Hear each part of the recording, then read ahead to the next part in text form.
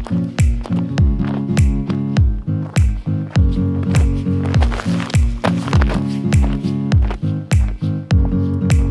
salut à tous, bienvenue dans ce premier vlog de cette nouvelle chaîne. Donc aujourd'hui je commence le disc golf. J'ai mes tout premiers disques de disc golf dans le sac. Et là ce qu'on va faire, enfin ce que je vais faire, c'est que je vais aller tout simplement faire mes tout premiers lancers avec des disques de disc golf. Donc ce que je vous propose tout simplement, c'est de revenir à tout à l'heure quand je les ai reçus et le déballage. C'était la première fois que j'avais dans les mains des disques de disc golf. Et après on enchaînera sur la petite histoire, comment je suis venu à commencer le disc golf.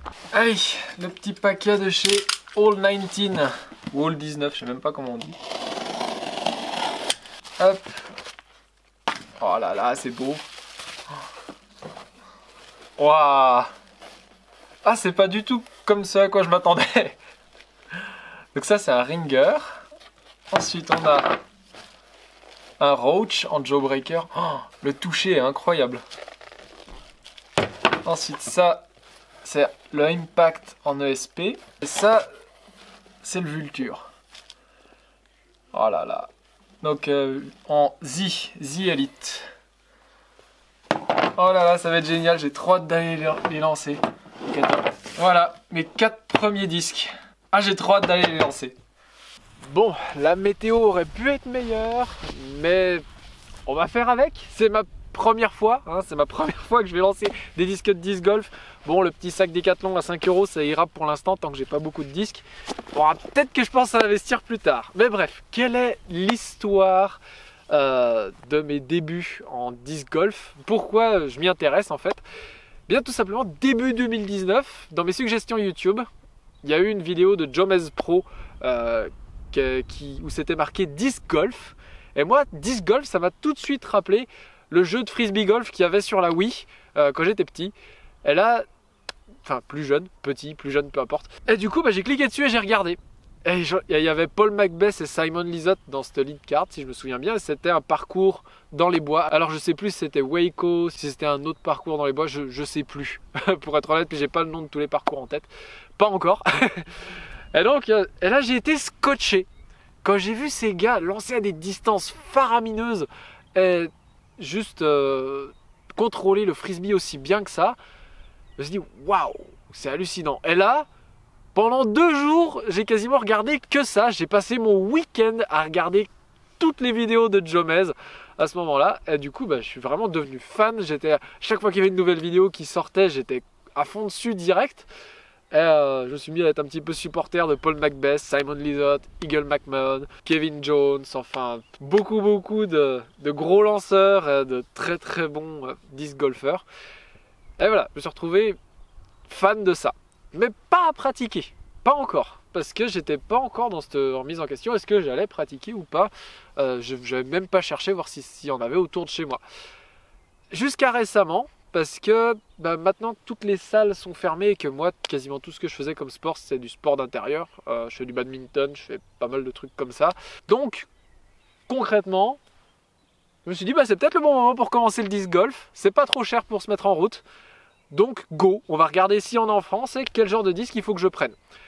Donc je suis allé sur un groupe Facebook qui s'appelle Disc Golf FR. Franchement tout le monde est super sympa, un grand merci à vous de m'avoir accueilli comme ça, c'est juste génialissime. Vous m'avez tous donné de très bons conseils et j'apprécie ça énormément. Si vous êtes là à regarder, un immense merci. Et du coup j'ai commandé mes premiers disques, mes premiers 4 disques sur All 19, un revendeur français. Donc 4 disques Discraft parce que je connais à peu près les plastiques, etc. À force de regarder les vidéos, les reviews, tout ça. Et du coup, voilà, 4 disques Discraft. Vous les avez vus, j'ai fait mon petit déballage. Et maintenant, tout simplement, on va faire les premiers vols. Je les ai pas encore lancés. Donc, ce que je vous propose, on enchaîne directement, en fait. Et je vais vous dire, en lançant chacun, les spécifications, le poids, etc. Le plastique. Et après, je vais vous faire aussi des slow motion avec la GoPro. Enfin, s'il y a un intérêt au slow motion, je pense qu'en tout cas pour moi, pour y analyser, je pense que ça peut être intéressant parce que oui, sur cette chaîne en fait ce que vous allez pouvoir suivre c'est ma progression. Cette chaîne va être uniquement à propos de disc golf. Je vais essayer d'aller sur le maximum de parcours possible. Je vais essayer de, si j'arrive à comprendre des trucs qui peuvent servir à d'autres débutants, les partager ici aussi. Et voilà, faire des vlogs sympas, faire des vidéos sympas. Voilà, c'est le but de cette chaîne, donc n'hésitez pas à vous abonner pour voilà, le futur contenu. Sachez aussi que je vais essayer de pratiquer en ambidextre, parce que j'ai vu qu'avoir un très bon coup droit et un très bon revers, c'est difficile. Donc moi je vais essayer d'avoir tout simplement 2 coups droits et 2 revers pour potentiellement pallier un petit peu un manque de précision. Donc ce que je vous propose, donc je vais déjà commencer par le putter. Je pense que ce sera le plus facile à envoyer en premier. Donc c'est un Jawbreaker Roach qui fait 172 grammes. Donc franchement, le feeling du Jawbreaker comme plastique, c'est fou. Ah, c'est super sympa. Je vais mettre la GoPro, je vais synchroniser le tout. Puis on va faire les premiers lancers en droitier. Donc sachez-le, hein, je suis droitier de base. Mais là je vais lancer en droitier et en gaucher. Donc allez, c'est parti. Premier lancé, Jawbreaker Roach. Donc 172 grammes. Vu que j'ai l'habitude des frisbees d'Ultimate, je sais pas à quoi m'attendre en fait. C'est bizarre. C'est 10 fois moins profond. C'est plus confortable dans la main aussi. Allez, on va essayer de mettre ça à plat. Je dois avoir une forme dégueulasse. Je vous le dis tout de suite, ça va être vraiment pas fou. Mais bon, faut que je progresse. Donc ça va me servir aussi à ça, ces vidéos. Je vais faire un petit run-up quand même. Très léger, enfin une forme quoi.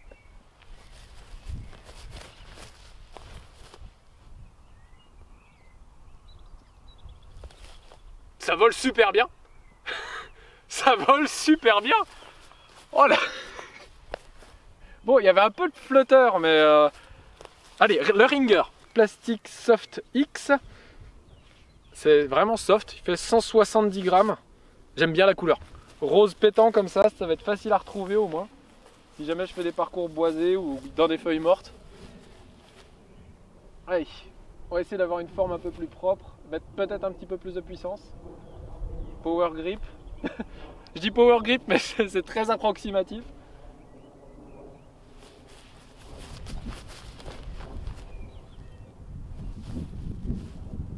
C'est dingue, j'avais jamais lancé de disque overstable avant. J'avais lancé que des disques d'Ultimate et c'est complètement différent. Le fait que le disque fade à la fin, ça fait vraiment super bizarre. Ensuite, donc un Discraft Impact ESP de 175 grammes. Donc normalement il est censé aller tout droit celui-là. Ah, il y a du nose-up, mais par contre ça va vachement loin. Wow. Comme ça va loin!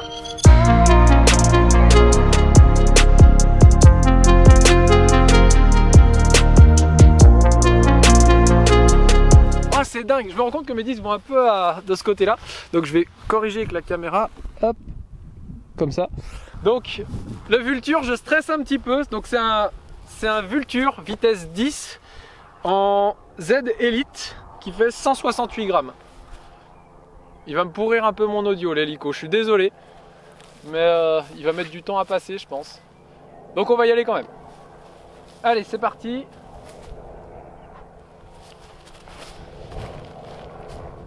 Oh la vache.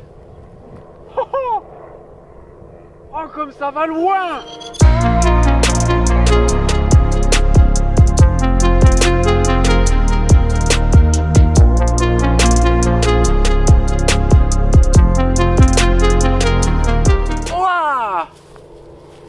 Ah mais c'est hallucinant. Ah mais je vais prendre la caméra avec moi, on va aller chercher les disques. Alors là on arrive à l'impact. Mais où il est le Vulture? Il est à quelle distance? Oh là là. Alors attendez, je vais le ramasser. Hop. Voilà. Je le vois pas pour l'instant. Ah il est là.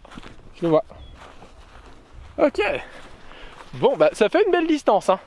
Attendez, je sais pas si on voit le trépied depuis là. Mais là, il est... Ah si, on le voit un petit peu. Donc voilà, ça fait toute cette distance-là. Là, je suis zoomé à fond. Donc, ouais, je pense que ça doit faire ça. Ça doit faire 70-80 mètres. Et tout ça, bah, ni sous le vent, ni au vent.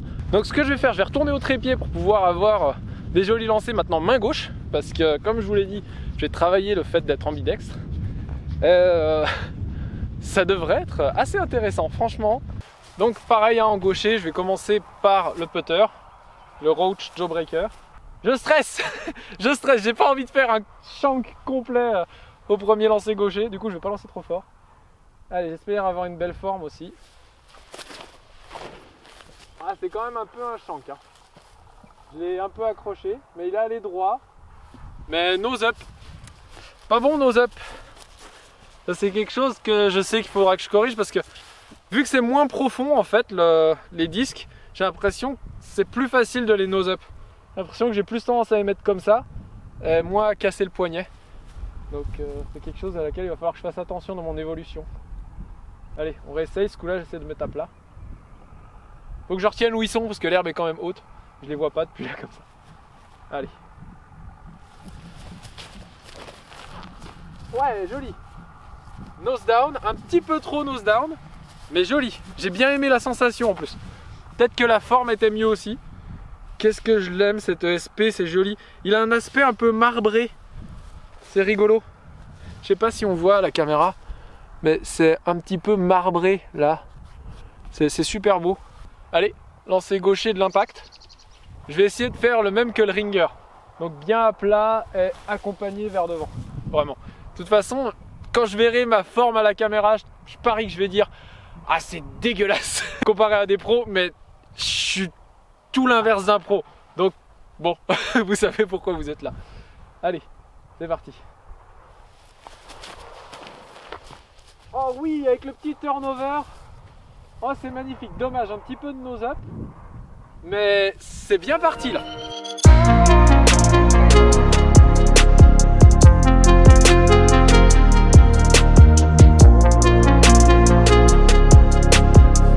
Oh là là, c'était beau. Si j'arrive à faire la même chose avec le Vulture, je pense que ça peut partir bien loin.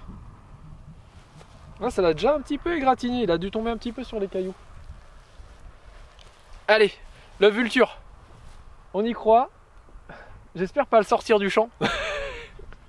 Je rigole, jamais j'arriverai à le sortir du champ. Du moins pas pour l'instant. Allez, le Vulture. Ah, nose up. Waouh, c'est overstable. Ouais, un petit peu de nose up sur le Vulture et là...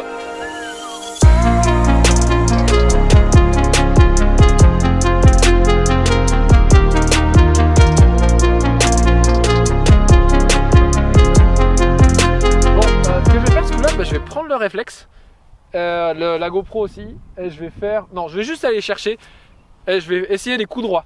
Parce que le coup droit, je sais que je galère à mort avec les disques d'Ultimate.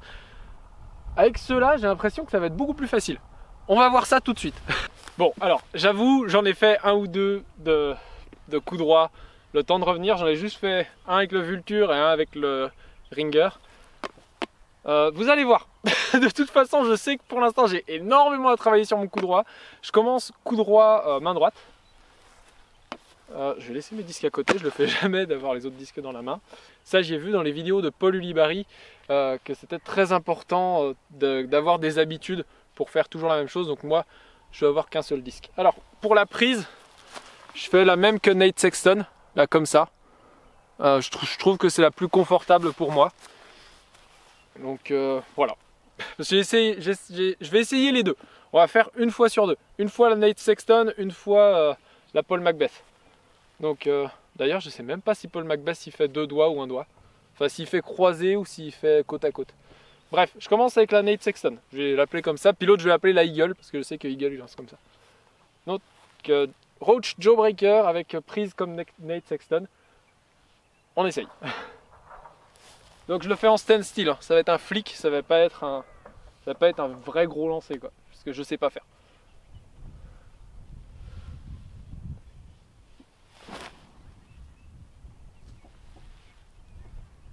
Pas si dégueu. Un peu bas, mais pas de nose up. Donc pas mal. Prise Eagle.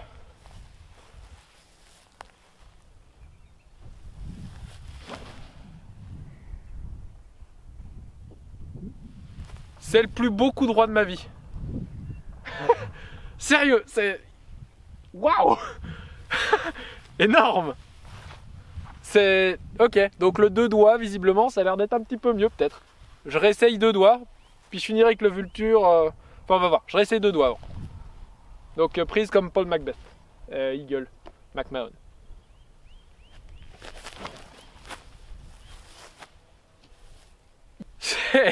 C'est pas mal. Allez, je réessaye avec le Vulture en prise croisée, comme Nate Sexton.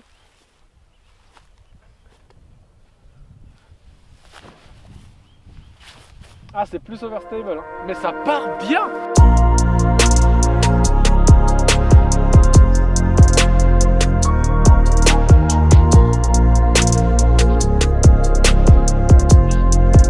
J'ai moins de flûteurs, comme vous pouvez le voir, avec la prise Nate Sexton.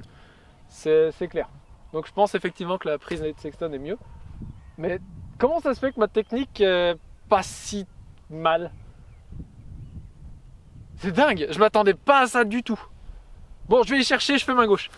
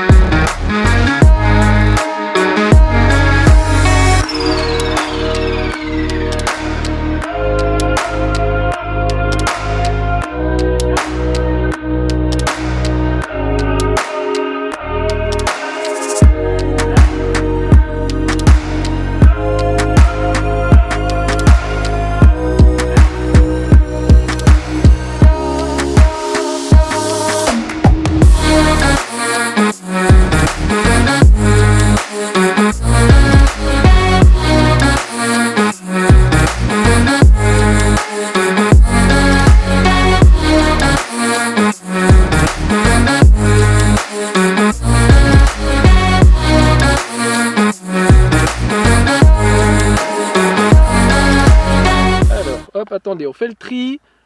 Hop, pause. Non. Bon, alors, je pense que vous l'avez vu, ce dernier lancer. Je viens de lancer le Vulture à 100 mètres. Selon UDisc. Hein, après, ça vaut ce que ça vaut. C'est pas le Bushnell 850 là. Peut-être que je devrais m'en prendre un. Allez, explosez les likes et je me prends un Bushnell 850. Ça y est, première vidéo, je fais mon youtubeur. Bref, le Vulture, j'en ai bavé. Hein. Là, ça fait 1h30 que je suis dans ce champ à lancer les disques. Heureusement que je lance des 2 bras, sinon je pense j'aurais encore plus mal aux épaules que maintenant. Donc, le Vulture, j'ai mis beaucoup de temps avant de réussir à le mettre vraiment à plat. Je le mettais tout le temps léger nose-up et du coup, il montait, il montait, il montait et il stall, enfin il décroche et boum, il tombe. Donc, je dépassais pas les 85 mètres avec. Et le dernier, là, j'ai réussi à le lancer à 100 mètres et après, je suis passé en gaucher pour voir si j'arrivais aussi à le mettre nez à plat comme ça. Et au bout d'un moment, j'y suis arrivé, j'ai fait 94 mètres. Donc, je suis plutôt content. Voilà, très sympa, mais beaucoup plus overstable que ce que je pensais. Mais vraiment sympa. Du coup, ça en fera quelque chose de super fiable dans le vent. Et j'ai réussi à passer 100 mètres sur le premier jour. Je pense que c'est pas mal. Je suis vraiment étonné. Ensuite, donc on va descendre dans les distances. Oui, c'est bon, je tiens à l'endroit. Le Impact. Je crois que c'est le frisbee, le disque, pardon. Je crois que c'est le disque le plus facile des 4. Il est tout simple à lancer, tout simple à comprendre, hyper simple à manipuler pour faire des trajectoires. Ça m'a surpris en fait. Je me suis surpris à réussir à faire des petits flex, faire des beaux hyzer, faire des beaux anhyzer, super facilement avec ce disque. À mon avis, ça va vraiment être mon disque numéro 1 pendant un bon moment. Pour quasiment tout, en tout cas, tant que j'ai pas de grand drive à faire avec beaucoup de place. Si je dois vraiment contrôler la distance et la trajectoire, je pense que l'Impact va vraiment être mon disque numéro 1. Très très très sympa. Distance max en droitier, je crois que j'ai dû faire un... Je crois pas que j'ai dépassé les 90 mètres. J'ai dû peut-être faire un 90. Enfin 80 quelque chose. Je crois que non, 85 j'ai dû faire. Et puis la même chose en gaucher. 85 pour les deux. Donc plutôt pas mal. Pour ce qui est des 2 putters, donc le Ringer, beaucoup plus overstable que ce que je pensais, mais très intéressant niveau trajectoire. C'est tout autant possible de le faire tenir en fait en le lançant sur un très léger anhyzer, c'est possible de le faire aller droit pendant super longtemps et d'un coup il fade super fort. Et ça, j'ai trouvé ça super intéressant. Donc je pense pareil pour faire des trajectoires un peu spéciales. Pareil, on l'envoie avec un petit peu de hauteur comme ça. Il y a moyen de faire des flex assez sympathiques, surtout en coup droit. C'est ce que j'ai préféré. Je l'aime beaucoup pour les coups droits, le ringer. Et pour ce qui est du roach, alors lui c'est vraiment trajectoire droite parfaite quoi. Il y a moyen de faire des tunnel shots je pense avec le roach qui doivent être très très sympathiques. À mon avis il faudra que je l'essaye dans d'autres plastiques aussi. Parce que le Jawbreaker, je sais pas si c'est pas le plus overstable, je sais plus, il faudrait que je re-regarde les plastiques de Discraft. Mais je l'essayerai bien en ESP ou en Z si ça existe. Je sais qu'il existe en TI, c'est ce que Brody Smith utilise lui. Donc il faudrait peut-être que je l'essaye en TI.